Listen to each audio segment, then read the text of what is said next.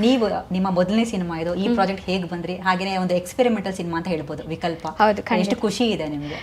ತುಂಬ ಖುಷಿ ಇದೆ ನನಗೆ. ಅಂದರೆ ಫಸ್ಟ್ ಇವರು ಸೇರಿ ನಂಗೆ ಕತೆ ನರೇಟ್ ಮಾಡಿದಾಗಲೇ ನನಗೆ ಫಸ್ಟ್ ಅಂದರೆ ತುಂಬ ನನ್ನನ್ನು ಕಾಡಿದ ಒಂದು ಪಾತ್ರ ಅದು. ಬಿಕಾಸ್ ಪ್ರತಿಯೊಬ್ಬರ ಜೀವನದಲ್ಲೂ ಒಂದಲ್ಲ ಒಂದು ರೀತಿಯನ್ನು ಅನುಭವಗಳನ್ನು ಪಡ್ಕೊಂಡೇ ಇರ್ತೀವಿ. ಅದರಿಂದನೇ ನಾವು ಹೇಳ್ಬೋದು ನಮಗೆ ಎಕ್ಸ್ಪೀರಿಯೆನ್ಸ್ ಇದೆ ಅಥವಾ ಆ ಒಂದು ಜೀವನ ದಾಟಿ ಬಂದಿದ್ದಕ್ಕೆ ನಾನು ಇವತ್ತು ಇಲ್ಲಿ ನಿಂತಿದ್ದೀನಿ ಅಂತ ಪ್ರತಿಯೊಬ್ಬರು ಹೇಳ್ತಾರೆ. ನನಗೆ ಅದೇ ಥರ ಅನುಭವ ಅಂದರೆ ಆ ಕಥೆಯನ್ನು ಅವರು ಹೇಳುವಾಗ ಆ ಸಮುದ್ಯತ ಅನ್ನೋ ಕ್ಯಾರೆಕ್ಟರು ನನಗೆ ರಿಲೇಟೇಬಲ್. ಅಂದರೆ ಪ್ರತಿಯೊಬ್ಬ ಒಂದು ಮನುಷ್ಯನು ಅವ್ರ ಜೀವನದಲ್ಲಿ ಅನುಭವಿಸಿರ್ತಾರೆ ಅನ್ನೋ ಒಂದು ಸಿಂಪಲ್ ಸಾದಾ ಸೀದಾ ಒಂದು ಕ್ಯಾರೆಕ್ಟರ್ ಅಂತ ನನಗನ್ನಿಸ್ತು. ಆ ಕ್ಯಾರೆಕ್ಟರು ಹೇಗೆ ತೊಗೊಂಡು ಹೋಗುತ್ತೆ ಅಂದರೆ ನೋಡೋರಿಗೆ ಅನಿಸ್ಬೋದು ಇದು ನನ್ನ ಜೀವನದಲ್ಲಿ ಆಗಿದೆ, ಈ ಥರ ಒಂದು ಸನ್ನಿವೇಶಗಳು ಕಾಮನ್ ಅಂತ. ಅದನ್ನು ತುಂಬ ಚೆನ್ನಾಗಿ ಅವ್ರು ಬರೆದಿದ್ದಾರೆ ಆ್ಯಂಡ್ ಅದನ್ನು ನಂಗೆ ನರೇಟ್ ಮಾಡಿದ್ರು.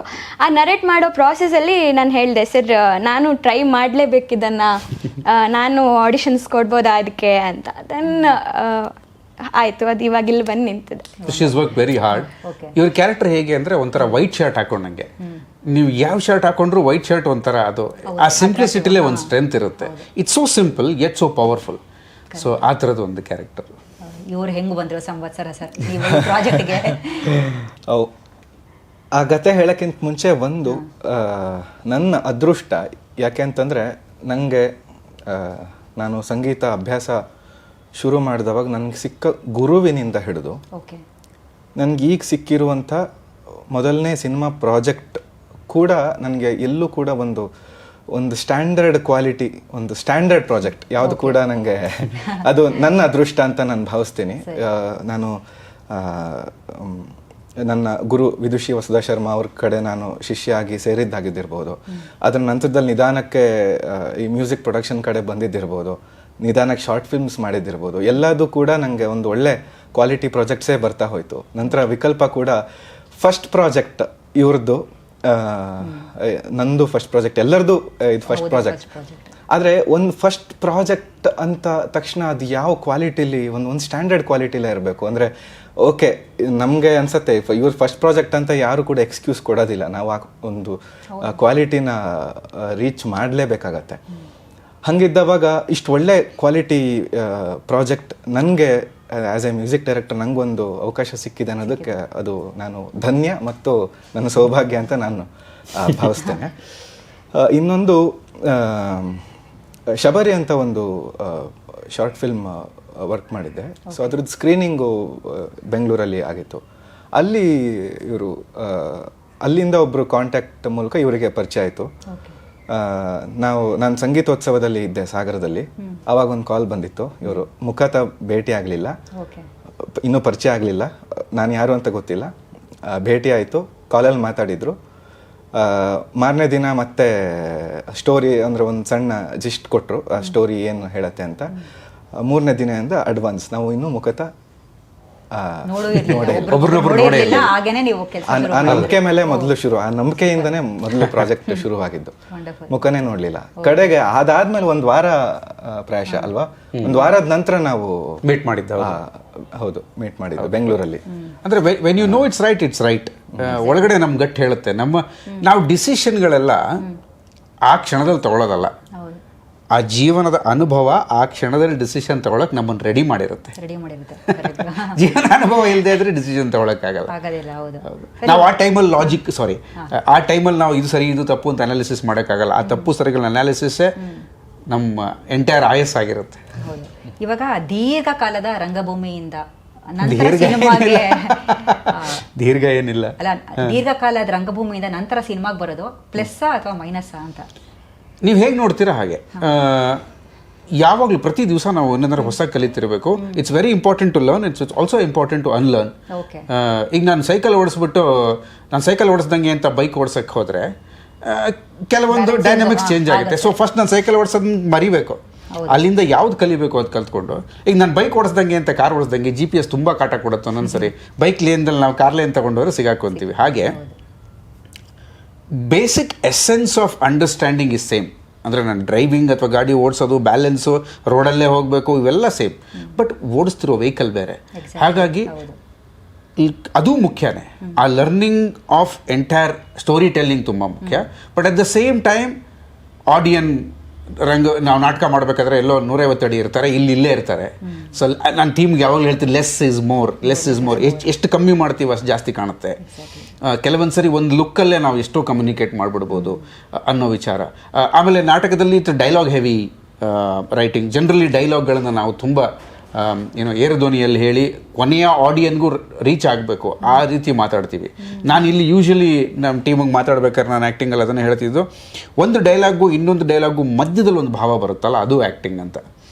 ಸೊ ಅದೆಲ್ಲ ಅಂದರೆ ರಂಗಭೂಮಿಯಿಂದ ಬರುವ ಕೆಲವುದನ್ನು ನಾವು ತುಂಬ ಸ್ಟ್ರಾಂಗಾಗಿ ಅಡಾಪ್ಟ್ ಮಾಡಿಕೊಂಡು, ಕೆಲವೊಂದನ್ನು ಇಲ್ಲಿಗೆ ಅದು ರಿಲೆವೆಂಟ್ ಅಲ್ಲ ಅಂತ ಬಿಟ್ಟು ಅದನ್ನು ಅನ್ಲರ್ನ್ ಮಾಡಿ ಮತ್ತೆ ಹೊಸದನ್ನು ಕಲಿತು ಮಾಡಿರುವಂಥ ಸಿನಿಮಾ. ಬಿಕಾಸ್ ಇಲ್ಲಿ ಸಿನಿಮಾಟಿಕ್ ಎಕ್ಸ್ಪೀರಿಯನ್ಸ್ ಬೇಕೇ ಬೇಕು. ಡೆಫಿನೆಟ್ಲಿ. ಮತ್ತೆ ಕ್ಯಾರೆಕ್ಟರ್ ಡೆಪ್ತಿಗೆ ಇಲ್ಲಿ ಸ್ವಲ್ಪ ಜಾಸ್ತಿ ಅವಕಾಶ ಇರುತ್ತೆ. ಅಲ್ಲಿ ಸ್ಟೇಜ್ ಡ್ರಾಮಾ ಆಗಿರೋದ್ರಿಂದ ನೀವು ಒಂದು ನಿಯಮಿತ ಸಮಯದಲ್ಲಿ ಮತ್ತು ನಿಯಮಿತ ಚೌಕಟ್ಟಿನಲ್ಲಿ, ಬಿಕಾಸ್ ನೀವು ಅವ್ರ ಹಿಂದೆ ಹೋಗೋಕ್ಕಾಗಲ್ಲ, ಅಥವಾ ಅವ್ರ ಪಾಸ್ಟ್ ಪ್ರೆಸೆನ್ಸಿಗೆ ಹಿಂದೆ ಮುಂದೆ ನಾವು ಎಡಿಟಿಂಗ್ ಅವಕಾಶ ಇಲ್ಲದೆ ಇರೋದ್ರಿಂದ ತಾಂತ್ರಿಕವಾಗಿ ಸಿನಿಮಾದಲ್ಲಿ ಸ್ಟೋರಿ ಹೇಳೋದಕ್ಕೆ ಹೆಚ್ಚು ಅವಕಾಶಗಳಿದೆ ನಾವು ತಯಾರಾಗಿದ್ದರೆ. ಎಕ್ಸಾಕ್ಟ್ಲಿ.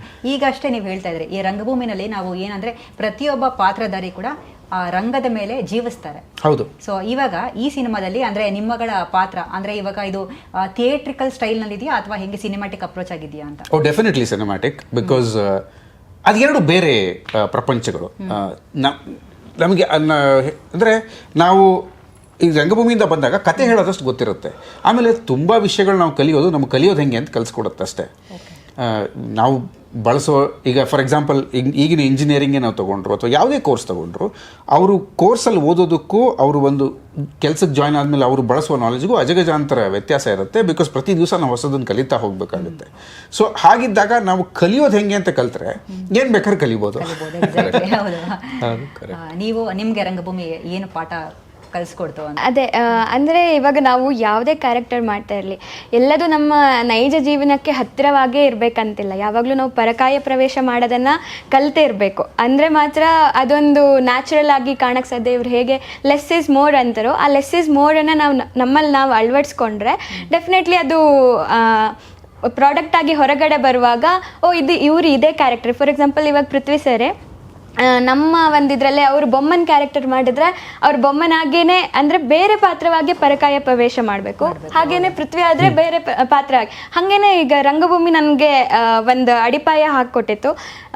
ಇವರು ಕ್ಯಾಮ್ರಾದಲ್ಲಿ ಅಂದರೆ ನನಗೆ ಪರ್ಸ್ನಲಿ ನನಗೆ ಅನಿಸಿದ್ದೇನೆಂದರೆ, ನಾವು ಹೇಗೆ ರಂಗದ ಮೇಲೆ ಜೀವಿಸ್ತೀವೋ ಅದೇ ಥರ ಕ್ಯಾಮ್ರಾದ ಮುಂದೆನೂ ಜೀವಿಸಬೇಕು ಅಂತ. ಕ್ಯಾಮ್ರಾದ ಮುಂದೆ ಜೀವಿಸುವಾಗ ಮತ್ತು ರಂಗಭೂಮಿಯಲ್ಲಿ ಜೀವಿಸುವಾಗ there is a gap between ಎರಡು ಕ್ಯಾರೆಕ್ಟರ್. ಸೊ ಆ ಟೈಮಲ್ಲಿ ಇವಾಗ ಅವ್ರು ಹೇಳ್ದಂಗೆ ಪ್ರತಿಯೊಬ್ಬ ಆಡಿಯನ್ಸಿಗೂ ರೀಚ್ ಆಗಬೇಕು ಅಂತಂದರೆ ನಾವು ರಂಗದ ಮೇಲೆ ನಿಂತಾಗ ಅದು ನಮ್ಮ ಜವಾಬ್ದಾರಿ ಆಗಿರುತ್ತೆ ರೀಚ್ ಮಾಡಿಸೋದು. ಅದು ನಮ್ಮ ಅಭಿನಯ ಆಗಿರ್ಬೋದು, ಜೊತೆಗೆ ಡೈಲಾಗ್ ಆಗಿರ್ಬೋದು. ಬಟ್ ಇಲ್ಲಿ ಅಷ್ಟು ಸ್ಟ್ರೆಸ್ ಹಾಕೋ ಅವಶ್ಯಕತೆ ಇರಲ್ಲ. ಡೈಲಾಗು ಅಷ್ಟು ನಮ್ಮ ಡೈಲಾಗ್ ಜಾಸ್ತಿ ಜೋರಾಗಿ ಹೇಳಬೇಕು ಅನ್ನೋ ಅವಶ್ಯಕತೆ ಇರಲ್ಲ. ಅದನ್ನು ನಾವು ಲೆಸ್ ಮಾಡಿಕೊಂಡ್ರೆ ಆಟೋಮೆಟಿಕ್ಲಿ ನಮ್ಮ ಎನರ್ಜಿ ಜಾಸ್ತಿ ಆಗಿ ಫೇಸಲ್ಲಿ ನಾವು ಎಕ್ಸ್ಪ್ರೆಷನ್ ಕೊಡೋಕ್ಕೆ ಈಸಿ ಆಗುತ್ತೆ. ಅದನ್ನು ಇವರು ಚೆನ್ನಾಗಿ ನನಗೆ ಹೇಳ್ಕೊಟ್ಟಿದ್ರು. ಅಂದರೆ ನನಗೆ ಆ ಟೈಮಲ್ಲಿ ನನಗೆ ಅನಿಸ್ತಾ ಇತ್ತು ರಂಗದ ಮೇಲೆ ನಾಟಕ ಮಾಡೋದು ನನಗೆ ಈಸಿನೇನೋ, ಕ್ಯಾಮ್ರಾ ಮುಂದೆ ಸ್ವಲ್ಪ ಕಷ್ಟ ಆಗ್ತಿತ್ತು ಅಂತ ಇನಿಷಿಯಲ್ ಡೇಸಲ್ಲಿ. ಆಮೇಲೆ ಇವ್ರ ಗೈಡೆನ್ಸಿಂದ ನನ್ನಿಂದ ಆದಷ್ಟು ನಾನು ಎಫರ್ಟ್ ಹಾಕಿ ಮಾಡಿದ್ದೀನಿ. ನಾನು ಸಡನ್ ಆಗಿ ನೀವು ಹೇಳ್ಬೇಕಾರೆ ಜಗೇಶ್ ಅಣ್ಣಂದ ಡೈಲಾಗ್ ನೆನಪಾಯ್ತು, ಪ್ರಿಯತಮ. ಇಂಟರ್ವ್ಯೂ ತುಂಬಾ ಸೀರಿಯಸ್ ಆಗೋಯ್ತು. ಸಿನಿಮಾ ಇಷ್ಟೊಂದು ಸೀರಿಯಸ್ ಇಲ್ಲ, ನಾವು ಪ್ರೊಫೆಸರ್ಗಳ ತರ ಹೊಡಿತಿದ್ವಿ. ಸಿನಿಮಾ 1 ಗಂಟೆ ಸಿಕ್ಕಾಪಟ್ಟೆ ಕಾಮಿಡಿ ಇದೆ ಆಯ್ತಾ. ಸೊ ಹಂಗಾಗಿ ಅದೇ ನಂಗೆ ಸಡನ್ ಆಗಿ ನೆನಪಾಯ್ತು. ಆಮೇಲೆ ಸಿನಿಮಾ ನೋಡಿ ನೆನಪಾಯ್ತು, ಏನ್ ಗುರು ಇಷ್ಟೊಂದು ಸೀರಿಯಸ್ ಆಗಿ ಮಾತಾಡ್ತೀನಿ. ಸಂಭಾಷ ಸರ್ ಏನಾದ್ರು ಒಂದು ಪಾತ್ರ ಮಾಡಿದಾರ ಹೇಗೆ? ಸೂಪರ್ ಪಾತ್ರ ಮಾಡಿದ್ರು. ಅವರ ಲುಕ್ಕಿಗೆ ಕರೆಕ್ಟ್ ಆಗಿ ಸೂಟ್ ಆಗುವಂತ. ನೀವು ಟೀಸರ್ ಲಾಂಚ್ ಅಲ್ಲಿ ಪ್ರಾಬಬ್ಲಿ ರಿವೀಲ್ ಮಾಡಿಲ್ಲ. ಮಾಡಿದೀವಿ, ಒಂದು ಪಾತ್ರ ಮಾಡಿ, ಒಂದು ಸಣ್ಣ ಪಾತ್ರ ಮಾಡಿದ್ದೀನಿ. ನಾನು ಅದ್ರ ಬಗ್ಗೆ ಏನೋ ಹೇಳಲ್ಲ. ನನ್ ನೋಡ ಪಾತ್ರ ಕೊಟ್ಟರು ಗೊತ್ತಿಲ್ಲ, ಈ ಜುಟ್ಟ ನೋಡ ಪಾತ್ರ ಕೊಟ್ಟಿದ್ದಾರೆ. ನಾನು 1 ವರ್ಷ ಕೂದಲೇ ತೆಗ್ಸಿರ್ಲಿಲ್ಲ. ಅಲ್ಲ ಅಂದ್ರೆ ಪಾತ್ರ ಮಾಡ್ಬೇಕು ಅಂತ. ನಮ್ಮ ಟೀಮಲ್ಲಿ ಹೇಳಿದ್ರು ಒಂದು ರೋಲ್ ಮಾಡಿಸ್ಬೇಕು ನಿಮ್ಮ ಹತ್ರ ಕೂದಲು, ನಂಗೆ ರೋಲ್ ಏನು ಗೊತ್ತಿಲ್ಲ, Okay. ಒಂದು ರೋಲ್ ಮಾಡ್ಬೇಕು, ನೀವು ಕೂದಲು ತೆಗಿಬಿಡಿ ಅಂತ. ನಾನು ತೆಗೆದೇ ಇಲ್ಲ ಕಡೆಗೆ. ನಮ್ಮ ಟೀಮಲ್ಲಿ ಇಬ್ರು ಇದ್ದಾರೆ, ಒಂದು ಸಂವತ್ಸರ, ಇನ್ನೊಬ್ರು ಅದೇ ಟೀಸರ್ ಅಲ್ಲಿ ಕಾಣಿಸ್ತಲ್ಲ ಗಿರೀಶ, ಒಬ್ರಿಗೆ ಕೂದಲು ತೆಗಿಯಕ್ ಬಿಟ್ಟಿಲ್ಲ, ಒಬ್ರಿಗೆ ಕೂದಲು ಬಿಡಕ್ ಬಿಟ್ಟಿಲ್ಲ, ಇನ್ನೊಬ್ರಿಗೆ ಗಡ್ಡ ತೆಗಿಯಕ್ ಬಿಟ್ಟಿಲ್ಲ. 8 ಸತಿ ಏನೋ ಬೋಳ್ಸಿದ್ದಾರೆ ಅಂತ ಪ್ರಾಬಬ್ಲಿ. ಪಾಪ ಇವಾಗ ಟೀಸರ್ ಲಾಂಚ್ಗೆ ಕೂದಲು ಇನ್ನೊಂದು 5 ವರ್ಷ ಕೂದಲು ತೆಗಿಸಲ್ಲ ಅವರು. ನನ್ನ ಸಣ್ಣ ರೋಲ್ ಅಷ್ಟೇ ಅದು, ಏನು ಇಲ್ಲ ತುಂಬಾ ಚೆನ್ನಾಗಿದೆ, ಸೆಂಡ್ ರೋಲ್ ಆದ್ರೂ ತುಂಬಾ ಕಾಮಿಕಲ್ ಆಗಿದೆ. ಅದೇ ನಾನು ಹೇಳ್ದಂಗೆ ಮೊದಲ 58 ನಿಮಿಷ ಕಂಪ್ಲೀಟ್ ಕಾಮಿಡಿನೇ ಹೋಗುತ್ತೆ. ಹೆವಿ ಸಬ್ಜೆಕ್ಟ್ ಆದ್ರೂ ಕೂಡ ನಾವು ಇದು PTSD ಅಂದ್ರೆ ಹೀಗೆ, ಜೀವನ ಅಂದ್ರೆ ಹೀಗೆ, ಜನ ಏನಂತಾರೆ ಹೇಳಿ ಬಂದು ನಮ್ಮ ಮನೇಲಿ ನೋಡ್ಕೊಂಡ್ ಬಂದಿದ್ದೀನಪ್ಪ, ಮತ್ತೆ ಯಾಕೆ ಅದನ್ನೇ ಹೇಳ್ತೀಯ ಅಂತ.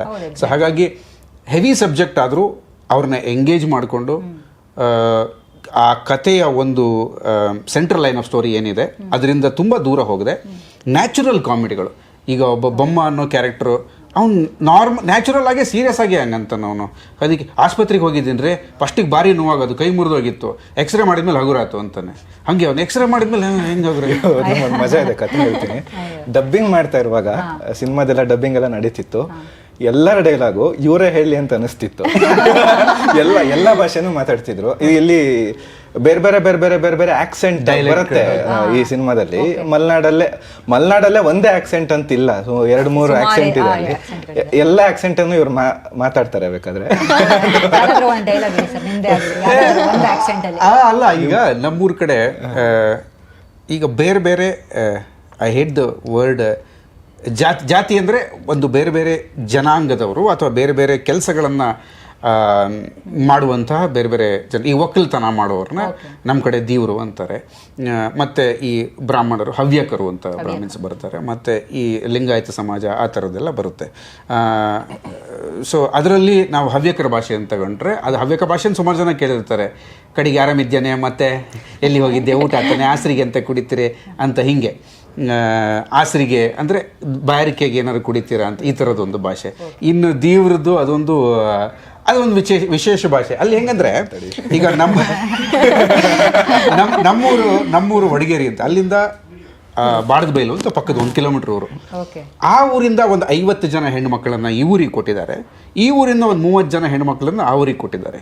ಸೊ ಒಂದು ಮದುವೆಗಿದ್ವಿ ಆದರೆ ಒಂದು 2000 ಜನ ಸೇರಿದ್ರೆ ಅದ್ರಲ್ಲಿ ಒಂದು 1858 ಜನ ಒಬ್ರಿಗೊಬ್ರು ಭಾವ ಆಗಿರ್ತಾರೆ. ಅಂದ್ರೆ ಬಾವ ಯಾರಿಗೆ ಬಾವ ಕಡಿಗ ಆರಾಮಿದ್ಯಾನ, ಕೋಳಿ ಕುಯ್ತ್ಯಾನ, ಕಡಿಗೆ ಏನೋ ಹಬ್ಬಕ್ಕೇನೋ ವಿಶೇಷ ಅಂತ ಹೋಮಾರ ಸರಿ ಮಾರಿ ಜಾತ್ರೆ ಬತ್ಯಾನ ಅಂತ, ಹಿಂಗೆ. ಸೊ ಈ ಥರದ್ದು ಭಾಷೆ ಅವ್ರದ್ದು. ಈ ಭಾಷೆಯನ್ನ ಬೊಮ್ಮ ಮಾತಾಡ್ತಾನೆ, ಬರಕಲ್ಲ ಹೋಗಕ್ಕಲ್ಲ ಅಂತ ಹೇಳಿ, ಕಡಿಗ ಬತ್ಯಾನ ಆರಾಮನ ಪುರುಷ ಮತ್ತೆ ಇದೆಂತ ದನ ಕಾಯ್ತಿದ್ಯಾನ ಅಂತ, ಹಿಂಗೆ ಈ ಥರದ ಒಂದು ಡೈಲೆಕ್ಟು ಅವರು ಮಾತಾಡ್ತಾರೆ. ಇನ್ನು ಬಾಕಿ ಜನಾಂಗದವ್ರು ತುಂಬಾ ನಾರ್ಮಲ್ ನ್ಯೂಟ್ರಲ್ ಆಗಿ ಮಾತಾಡ್ತಾರೆ.